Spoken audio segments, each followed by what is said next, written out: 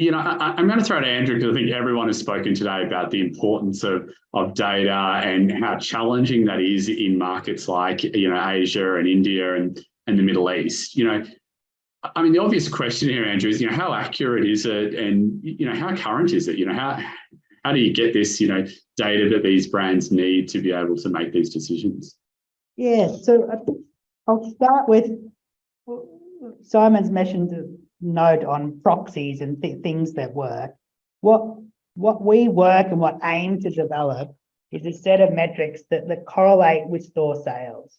At our core, we're doing work with brands in all of these markets, and we say we know their sales or look at their sales across their range of stores and look for metrics and develop metrics that we know correlate with sales. So dispute them if you want, or say this proxy is good or not good. What we know is that these metrics, and I'll talk about them in a moment, that correlate with store sales. And so you can start to, even though they might not be perfect in some examples, a store works with this set of metrics, and then you can start looking for other sets of stores that have the same metrics.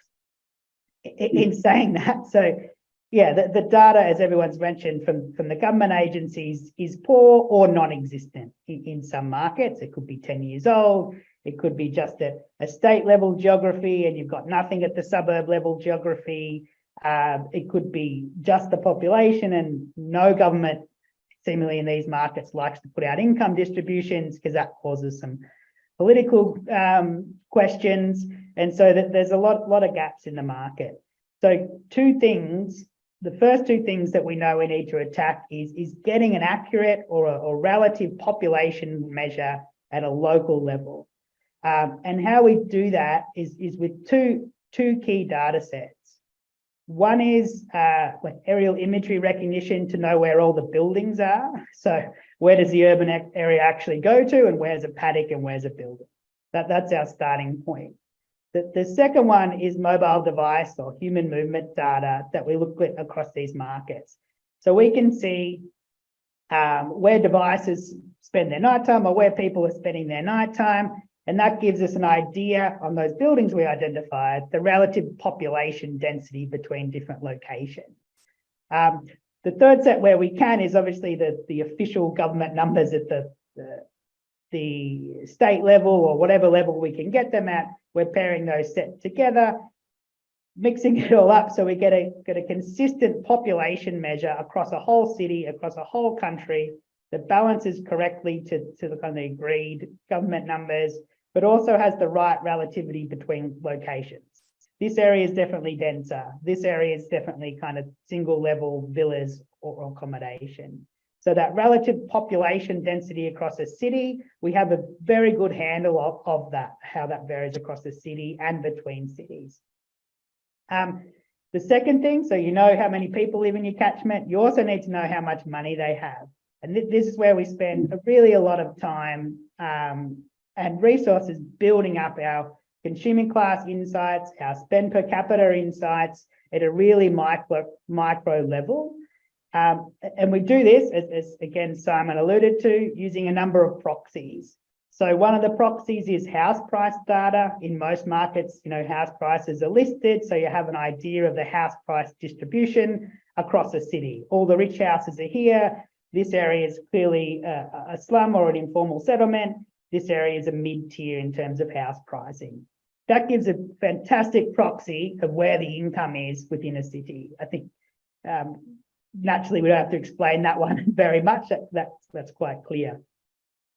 The other indexes we look at again our mobile device, our human movement data on what are the high income locations, or where high net worth or middle or high income residents, what do they like to do? They like to go to some of those high income malls. They may like to go to the airport on a regular basis. So we look at those locations and then look at where the visitors to those locations are coming from, which again allows us to index usage of those locations across a city to give an idea of the income distribution across a city. And thankfully, when we do that, it normally correlates quite well with the house prices. So again, we know we're on the right track. They're the two main sources. There's other things we look at, but again, We're using all the proxies we can to give the best population measure at a micro level to allow you to understand a catchment around a particular store, and also an income proxy or a spending potential proxy around each of your stores as well. They're the two main things that we work on. There's census insights and other insights that we work through in similar methodology. But once you understand the population, the income around a store, that's a great place to start.